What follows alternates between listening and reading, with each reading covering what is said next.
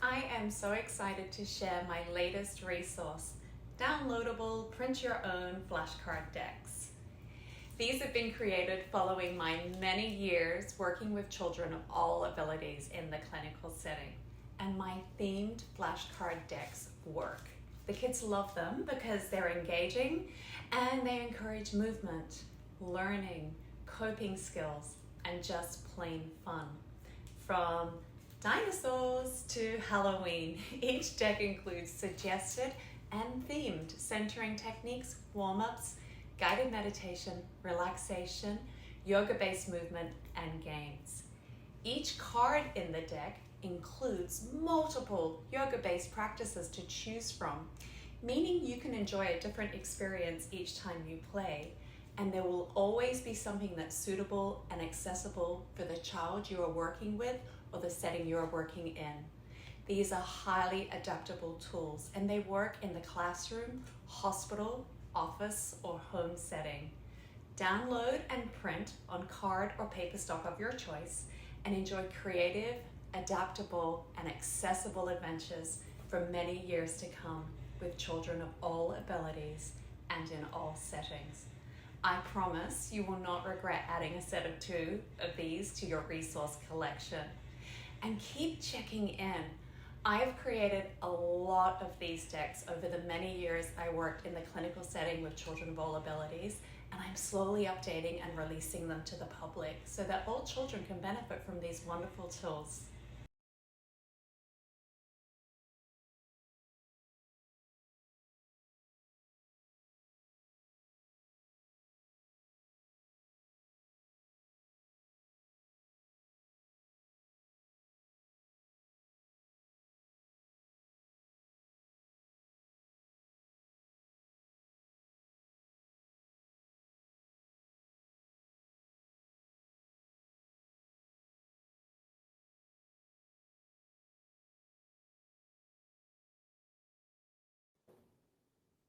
Hi, this is Lisa Roberts from Yo-Yo Yoga School, introducing session 15 of Movement, Meditation and Mindfulness, a training program for pediatric professionals, educators, and parents. Session 15 covers developmentally appropriate movement, meditation, and mindfulness for the preschool age group, so that's 3 to 4-year-olds. Previously, we explored toddler, and that was 2 to 3-year-olds. And the reason I'm separating them out, as close as this sounds chronologically, there are major differences between a 2-year-old and a 4-year-old. So I like to break them down. You will see some similarities as we go through these typical developmental milestones. However, you'll also notice a lot of additions as a child is developing from 2 to 3, from 3 to 4. They're learning a lot more things and developing very, very quickly. So you're going to see some similarities to toddler with some growth as well, for lack of better. So let's start with developmentally typical cognitive and emotional milestones. The 3 to 4-year-olds are going to begin to be able to recognize a minimum of 300 words and possibly more. They're becoming inquisitive and independent. They can still be a little strong-willed with that when they're exerting that independence or expressing that desire for independence. And that inquisitiveness, you'll often hear that repetitive but why question. And this is typical of this. They're not doing it to be annoying or to drive you crazy. This is just what is typical of this age. They're becoming very, very inquisitive of their surroundings and everything that's occurring around them. We're developing a concept of time at this stage, and it may not be precise, like, oh, it's 2:35.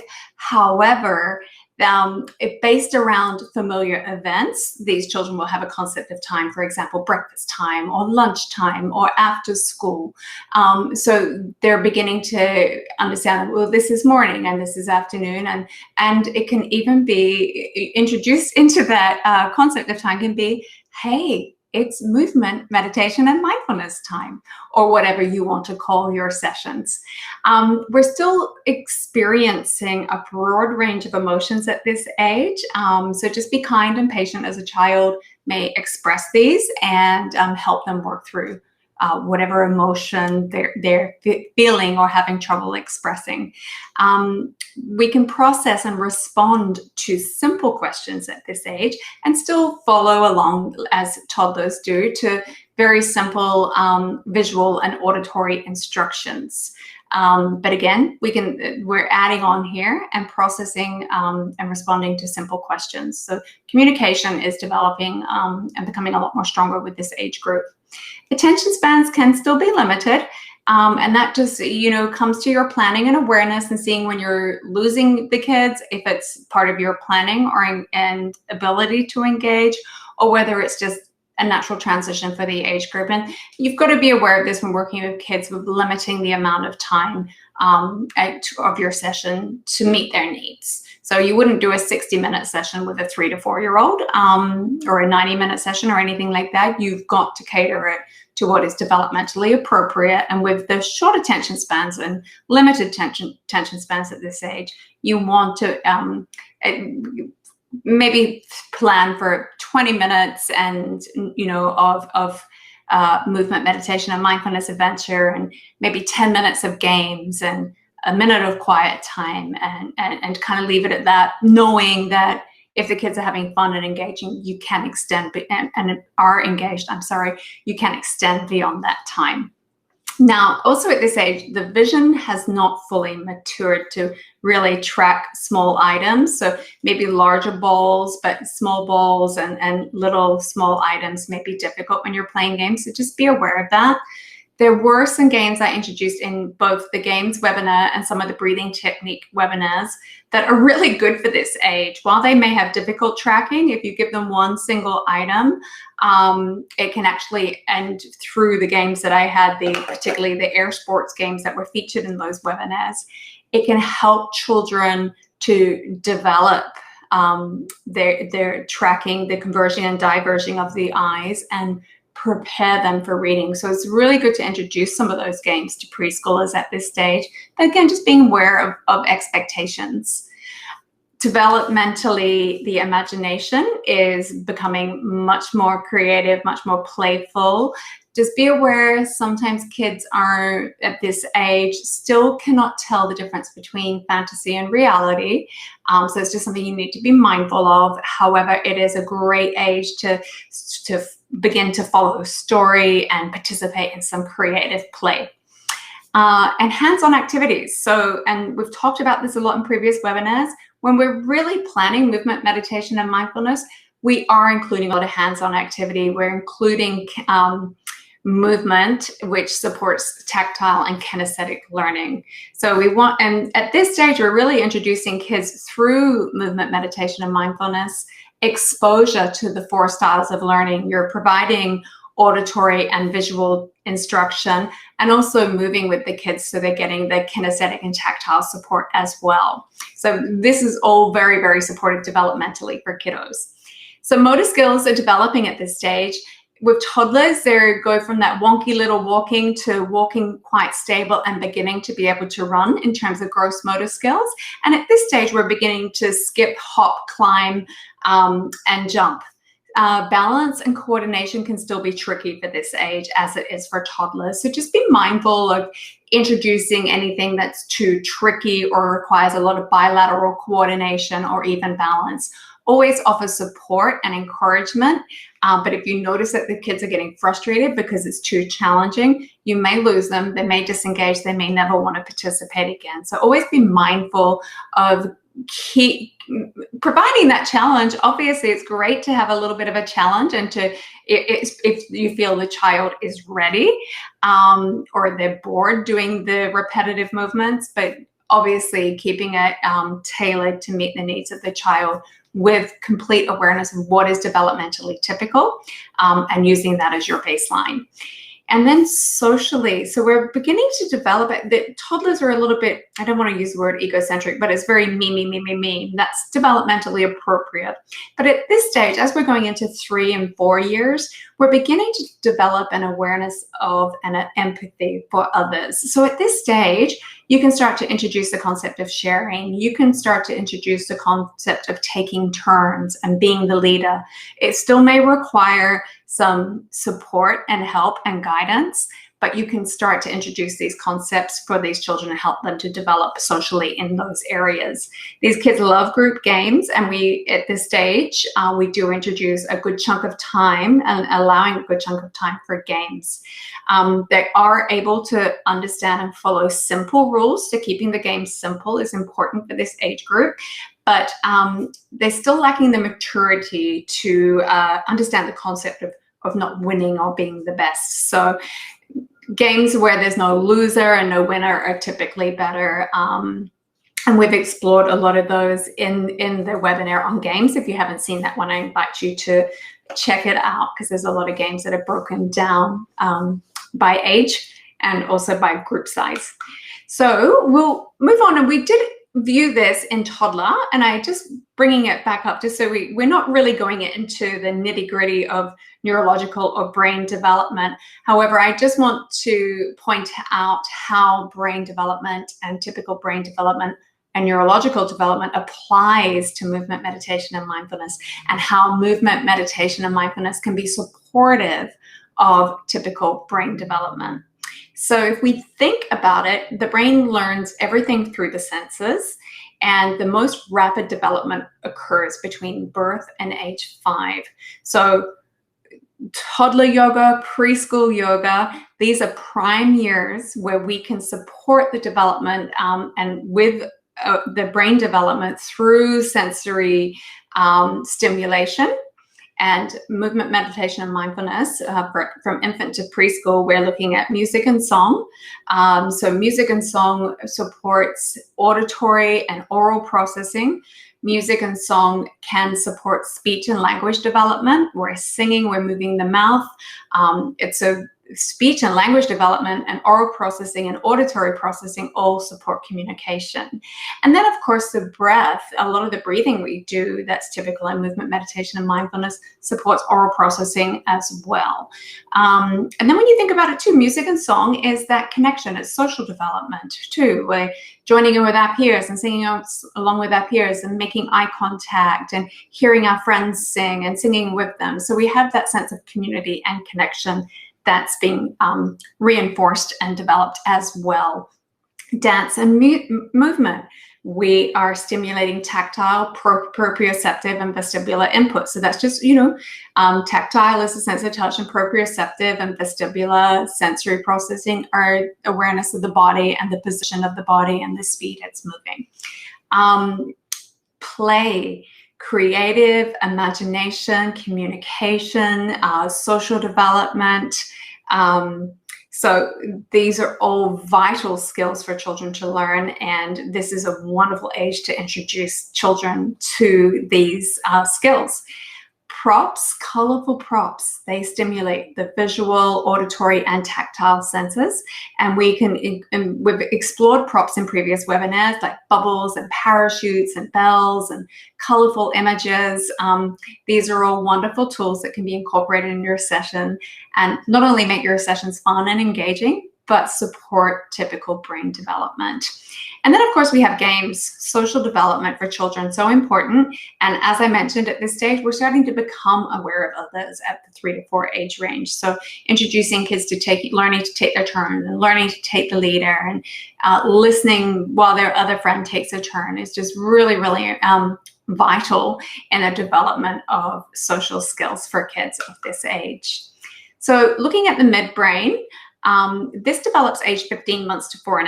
So we're really at the prime here at 3 to 4 years. We're kind of at the peak and going into the prime of the midbrain development. So the midbrain regulates body temperature and blood pressure. It also supports functions such as emotion, behavior, and motivation, and supports long-term memory. At this stage, developmentally, we are becoming aware through the midbrain development, aware of a sense of self and others, emotions, language, communication, imagination, memory, and social development.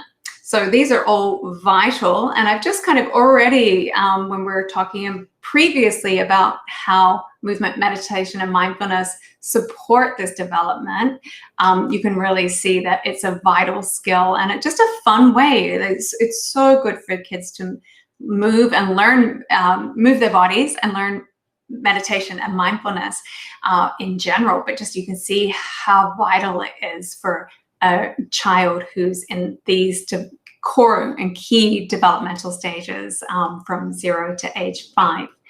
So the neocortex, this part of the brain develops age 4.5 to 21. So it's just starting at 4.5.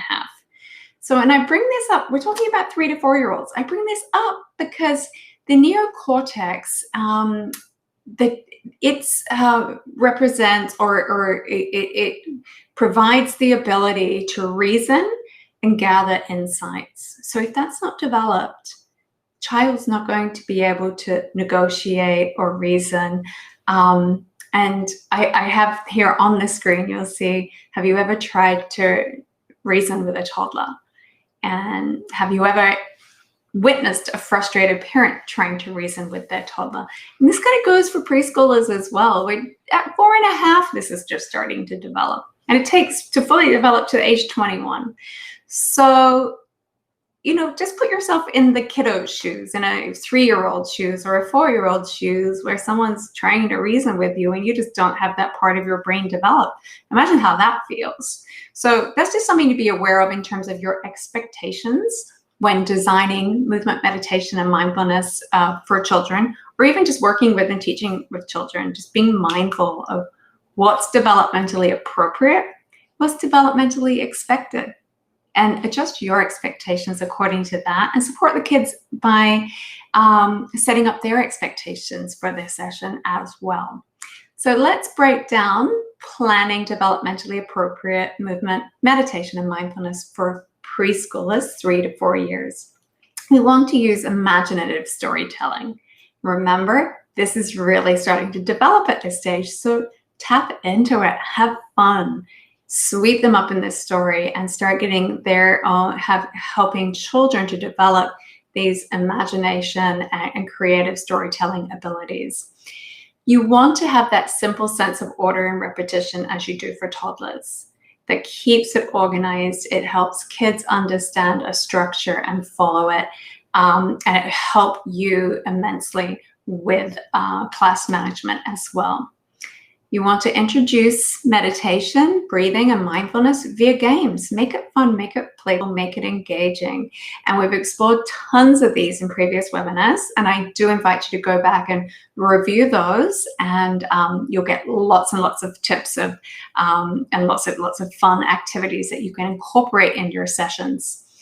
You want to use simple postures or stretches and simple instruction, definitely auditory and visual. That way, through auditory and visual, along with the movement, you're meeting all learning styles for the kiddos, and you're also reinforcing those kids who are developing in those areas, those communication skills. So maybe one child is leaning toward becoming an auditory processor, and that's developed much more keenly than their visual processing, or vice versa. So if you really are using both, it will just help to keep the kiddos engaged, and it will also support them developmentally as they're honing in on those skills. Visual cues are helpful, so that's demonstration, clear images such as flashcards or puppets, like anything to support what you're doing, what you're creating, the body shapes you're making. Emphasis on fun and play, so important just to engage kids, and so they want to keep participating. Make the animal make the sound. Now that's a metaphor. Of course, I'm not saying you shouldn't do animal themes. That's great. And of course, if you are, make the animal make the sound. But what I mean by that is whatever creative story you're weaving into your session, believe it. Jump in there and play it with the child, and they will believe it too. So I always say, don't teach, jump in there and play, and be as in awe of the story as you want the kids to be. Really get wrapped up in it. Encourage deep relaxation. So at this age, we can start to encourage quiet time and deep relaxation. I'm not saying it's always going to be successful, but we do our best and we start to introduce it. So the recommended practice time for a movement meditation and mindfulness session for this age group is 15 to 20 minutes of movement, 10 minutes of movement, meditation, and mindfulness games, and up to 1 minute of meditation or quiet reflective time. So some themes and game suggestions are those that teach shapes, colors, the ABCs, counting, everything that's supportive for the educational development of kids at this age and the academic development as well. So I have the Yo-Yo Yoga alphabet cards here. So we've got it on the letter L, and you can see we have instructions on the back of shapes to make with the body and games you can play. And these are wonderful. They have a ton of games with them. So at this age, these are great to learn letter identification, to identify letters. You can even begin to introduce sight words, and you can do this through stretching and moving the body. So alphabet, number, I have the number cards from Yo-Yo Yoga as well here. So this is, we have the number 6 here. It's hard to see because it's yellow. So this can also be used for number identification, counting, identifying number values, less than, greater than, equal to, and then you can even take it as kids develop and get older into doing simple math problems and math Olympics, I call them. And these cards, you can check them out on the Yo-Yo Yoga School website. They have tons of games and breathing techniques, and you can make multiple lesson plans for every age group, from young kids, preschoolers, right through teens and young adults who do spelling bees and math problems with these. So they grow with your children, no matter what age you work with. They're a wonderful tool. So these are all great tools for working with kids that are 3 to 4 years age. And we will move on to contraindications. So postures that are challenging, or because at this age we're still challenged in terms of balance, and we're still challenged in terms of bilateral movement. We haven't developed those coordination yet, or that coordination yet, I beg my pardon. It doesn't mean, especially as we're getting close to 4 and coming into age 5, that with support we can't offer this. You just want to be aware of if it's too challenging and kids are becoming frustrated, and you also don't want kids to, fall and hurt themselves as well. So you want to be aware of that. You want to be aware of the size of the props, something that a child can handle. At this age, we're still developing fine motor skills, so you want larger props that they can handle easy. Also for choking hazard, you don't want too tiny things that they can pop in their mouth, and that can happen very quickly without you. If you're, especially in teaching a larger group, you want to be mindful of things like that. You also want to be mindful of accessories a child might be wearing if you're teaching a group, or even a one-on-one. Kids rock up and they've got little sunglasses or little hats, and you want to be aware of what's safe, and ask them to take them off. And obviously they can put them back on after the session, and tell them that, they look lovely and they look fabulous, but this is just to keep you safe. Creating space, a safe space. So especially at this age, where you have kids who are exploring their bodies, they may be trying a downward dog and then go into a forward roll. And so you want a soft surface. So rubber tile, yoga mats, carpet square, anything that's soft. And if you can have their own space, then some yoga mats, or even taped out areas on a rug, so that children are aware, this is my space, this is the boundary, I'm going to just try and stay here to keep myself safe. Be prepared to redirect kids, but use play, use positive reinforcement. And these are, because especially at this age, a lot of what can be viewed as behavioral disruption is just developmentally typical, like attention span may be short, or, oh, I'm exploring this and, my mind has gone off elsewhere. So I always just like to redirect through play and bring the child or children back into the group or back into the story in a fun way, never making it a punishment or, a contradiction of what they're doing. Being inclusive, because at this stage, remember, we're developing the awareness of others. You want to really make sure that everyone gets a turn being the leader, or everyone gets a turn at the game, and develop that, help support that social development between children. Obviously, allowing children to opt out as well at this age if they don't want to participate. Maybe they're super shy and they don't want, they're just happy sitting back observing. That's okay too, and allowing for that, and telling the child, hey, well, if you change mind and you want to join in, you're welcome to. So these are all ways to support 3 to 4-year-olds through movement, meditation, and mindfulness, and being developmentally aware of what's typical, and to set your expectations to meet that what is typical at this stage, and be prepared for what may come your way. So to introduce toddler through grade school yoga, so it's all the same. I use this one for toddlers, this script. I use it for 3 to 4-year-olds, which we're exploring today. And I even use it for 5 to 8-year-olds. So we set the boundaries and expectations from the very beginning. And this is the script that I typically use. I will read it verbatim from the screen today to you, but usually I don't have this with me, and it's ad-libbed, but it's basically the essence of this, and you tweak it according to the needs of the children you're working with. But so in this one, I call it yoga, but you can call it movement, meditation, and mindfulness. You can call it an alphabet adventure. It can be anything. Like today we are playing with letters and making shapes of letters with our body. It doesn't have to be the word yoga. We each have our own mat, or we have our own area, or we have our own space. And unless we're asked to move around as a group or to be a leader, we're going to stay on our mat and enjoy our own space. So let's feel out our own space. Now, I always have kids kind of feel around and mark their space, whether it's tracing around the edge of the yoga mat or the area that's taped out, or just reaching out around them and just identifying their space, their own personal space. And we're going to listen. We're going to listen with our ears. Now, how do we make our ears work better? We keep our lips still. So we'll use our mouth to make some fun sounds, but we aren't going to use it for chit chat. And that helps our ears to work better. So we're just going to be breathing and making sounds with our mouth, and our ears are going to listen better. So let's enjoy our own space. We just recap it all. Listen with our ears and have fun. Let's get started. And often I will reverse that, make my number one rule, we're going to have fun. Because when kids hear there's going to be some rules, it's like, but if your first rule is fun, then they perk up and they'll listen to the rules that are really important, like the space and the listening and the So that's just a little trick from me. Like if you say fun first, it's engaging. If you start with the boring rules first, it's like, we hear this all the time. So that's just a little tip from someone who's done a lot of kids yoga and movement, meditation, and mindfulness.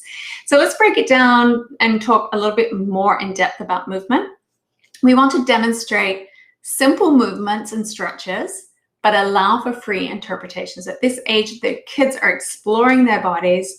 There's a lot of changes occurring in the body. So you do not ever want to force or correct or adjust or push a posture.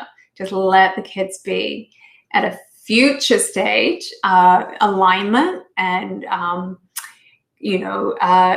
just alignment and awareness of the correct way to do postures and stretches is a lot more important. But at this stage, we're just having fun. We're exploring the body. Kids' development can be more rapid. It can be slow.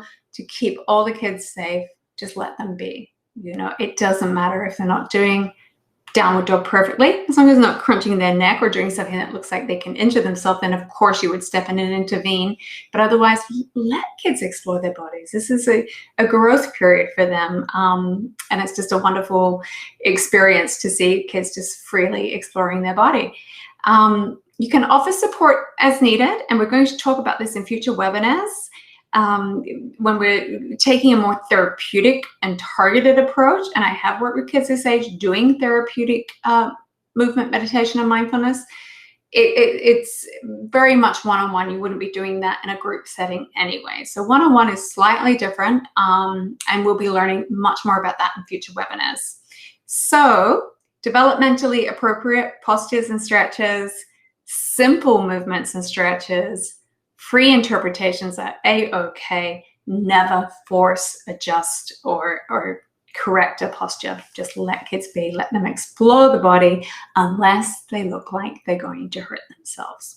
And then, of course, you would intervene. So meditation and mindfulness. How do we introduce meditation and mindfulness and relaxation to 3 to 4-year-olds? My goodness. We do it through imagination and we do it through games. So a story or a song, you can softly whisper it, and that just changes the mood. And if we're singing a little song and we soften our voices, we're starting to bring down the arousal levels and really calm down and introduce some quiet time. The shush game is fabulous for this. And if you are not aware of the shush game, I invite you to go back to some of the earlier webinars on active and passive meditation for children. Sound games, another great tool. Again, previous webinars. Ice cream melting. This age, very aware of what ice cream is and that it can melt in the sun and what that looks and feels like. So taking kids through that imaginative, an imaginative story or dialogue about feeling like their ice cream melting. This can be a way or an entrance into introducing relaxation and relaxing the body, imagining the whole body is made of ice cream and melting in the sun. Magic feather meditation, that sensory input exercise is wonderful. And again, these were all from previous webinars. So you can go back and view some of the previous webinars on introducing relaxation and meditation to children, and you'll find all of these techniques. And when there's a parent present, snuggle time. They can snuggle with the parent, and just that tactile input from the parent, a hug can help send that message to the sensory system. Hey, it's relaxation time. The parent can do a little massage or just snuggles, and that's just a really beautiful way for parent and child to connect with each other. And again, at the same time, introducing the concept of quiet reflection time and just relaxation. So a recap on designing sessions for preschoolers. We want to be developmentally supportive. So we want to be aware of what's occurring developmentally and what is typical developmentally and help support that development. We want to be developmentally appropriate. So being aware of contraindications, being aware of expectations and limitations. We want to maintain a safe, fun and playful environment. So we want to plan accordingly. We want to plan sessions that are safe, fun, and beneficial for this developmental stage. Check expectations. That's yours. It's also the child and the parents or the venue where you're teaching. If you've been asked to teach at a school and they say, hey, we've got the preschoolers and we've allotted 60 minutes, you need to speak up and say, hey, that's probably not going to work for this age group. This is what to expect. And by opening that dialogue, you can educate them. You're not letting anybody down, and you can set the boundaries and probably even gain some help and insight for the group that you're teaching from the venue who is hiring you, or even the parents. Because a lot of people just are not aware. They think movement meditation and mindfulness is yoga based, and they think of the yoga that they practice as like, oh, it's an hour. My class is an hour, so my kid's class is going to be an hour. And that's not always so. It doesn't mean you can't have some games and activities planned, but filling an entire hour just is generally not appropriate for this age. Explore. This is so important. We want kids to explore the breath. We want them to explore their body and explore mindfulness. And we do this through play and fun, and just not expecting perfection, just letting kids explore. Then not going to have the mind-body connection to take perfect inhales and exhales and be aware. But we're planting the seeds, and then eventually those seeds are going to sprout. So we're just planting seeds, but letting go of expectations for perfection. And then introducing meditation and quiet time up to 1 minute. That's not long. And to reward kids, and then open the discussion. How did that feel? How do you feel? And we're going to slowly start building on this, knowing again that it's not going to be perfect every time, and that's okay. So let's look at a lesson plan. We have a B theme plan, which is from Teacher Child Yoga. That's this book here. Has tons of sequences and games and activities for kids of all ages. And this is the preschooler sequence that was featured in this book. And it's based on bees and a bee theme. So we're just going to break it down. We're not actually going to do it, but I just want to point out how I've planned and sequenced this to be appropriate for, well, this age, it actually says 3 to 5 year olds. So 3 to 4 year olds, 3 to 5 year olds. So we have our introduction. Today, we're going to learn about bees. Let's make a beautiful garden to attract our bee friends. So then we've introduced a mindfulness and movement warm-up. So we're doing some movement linked to breath, sunshine breath. We're making little seeds and rain, doing some self-massage for mindfulness, growing a tree, and doing a blooming flower. So that's another mindful breathing technique. And we're going into another breathing technique, bumblebee breath, and flying like a bee, loosening up the shoulders. So we're starting to introduce movement, meditation, and mindfulness through this story. And then we're going on to our movement adventure. So we've got a lot more movement here. We're doing butterfly poses and stretching butterfly and sleeping butterfly. So these are leg stretches and forward folds. And then we're going back to centering in case arousal levels get increased. So we're taking a little sleep, being snoring bees. And then we're moving on to some more stretches and still relating it to the bee. The bees have stingers. So we're doing table with leg raises. And then we're going into bees make honey. So we're getting into some more of the standing postures. Again, balance is tricky at this age. So triangle kids may have trouble with. So they may need your support or you may need to modify it. And again, back to the book. This has 50 poses. Yoga-based poses in it and with modifications.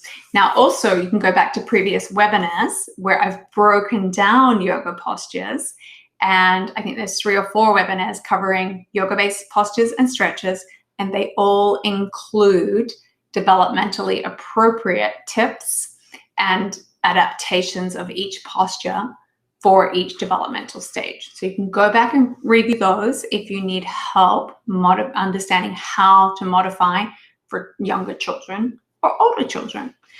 And then we moved on into some more movement. And so all of these, you'll see we've got the giant queen bee, the bees snoring, the bees have stingers, bees make honey. Oh, we spilled some honey. We're going through this whole movement sequence. So we're weaving the movement into the story. And then we've got introduced a little bit of meditation. We're just resting and relaxing, drying the wings off our bees' wings in the sun. So again, that creative visualization, we've made up a little story to bring in that little 1 minute of quiet reflection time. Just imagine the sun on your wings as you lay here, let them dry. And then we've got a group activity at the end where the kids will come in and we'll make a giant flower, like a human mandala, and it's a flower. We're going to make a really big flower to produce more honey and pollen and help our bee friends. Sorry, to produce more pollen to help our bee friends produce more honey. So you can see how I wove a complete story, and it's educational. Kids learn a little bit about bees, but we go through a whole journey, and we're peppering little movement, meditation, and mindfulness skills in there, and including that 1 minute of relaxation towards the end and a group activity to reconnect and start to introduce the social development and connection with others. So that's a basic, simple 3 to 4 year old lesson plan. So I hope that helps you understand planning beneficial movement, meditation, and mindfulness sessions for 3 to 4 year olds. Next up, we will be exploring developmentally appropriate movement, meditation, and mindfulness for elementary age. That's 5 to 8 years. I hope you'll join me for that webinar. That will be next week, and I look forward to connecting